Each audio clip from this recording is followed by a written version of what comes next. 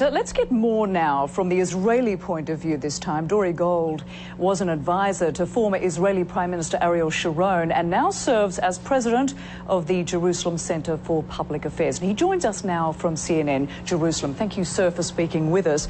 We heard there, partners in peace, but how likely is it that we will see some agreement in the coming year, as both leaders there have pledged? Well, I think Israelis understand that the last time we pulled out of the Gaza Strip, we faced some very unpleasant surprises. We pulled out at a time when the Palestinian Authority was in power. But nonetheless, what happened within a very short amount of time was that Hamas conducted a military takeover of the area. The rate of rocket fire on Israel increased by a factor of 5. That's 500% on our southern cities.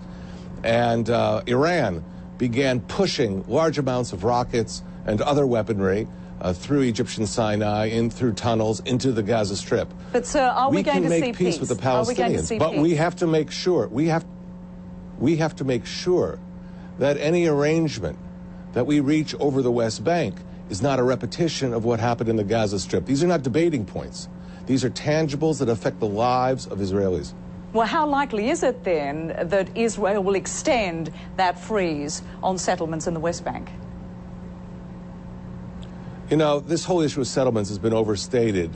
Mahmoud Abbas signed the Oslo agreements at the instruction of Yasser Arafat on September 13th, 1993, on the White House lawn. There was no settlement freeze in Oslo. There was no settlement freeze in the implementation agreements. And today, while Israel has frozen settlement growth for 10 months, it is now planning with the Palestinian Authority how to build a new Palestinian city called Rawabi right next to Ramallah.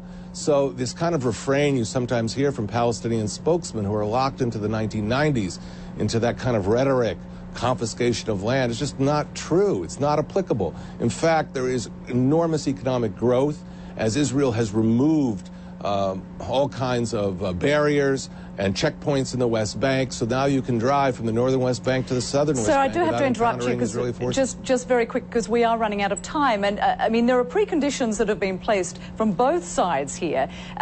Prime Minister Netanyahu has said that without a recognition on the part of the Palestinians of Israel as a Jewish state and having the right to exist, then there will be no agreement. Is there going to be any compromise here on the part of the Israelis or on the part of the Palestinians? Will there be an opportunity for people around the world to see a different direct talk, different negotiations this time round?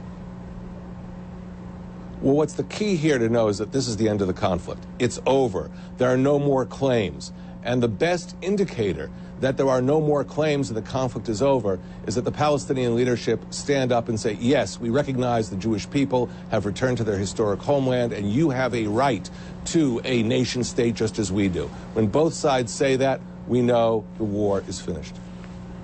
All right, Dore Gold, thanks so much for talking with us. Appreciate it. And as talks near the issues many people focus on in the Israeli-Palestinian conflict.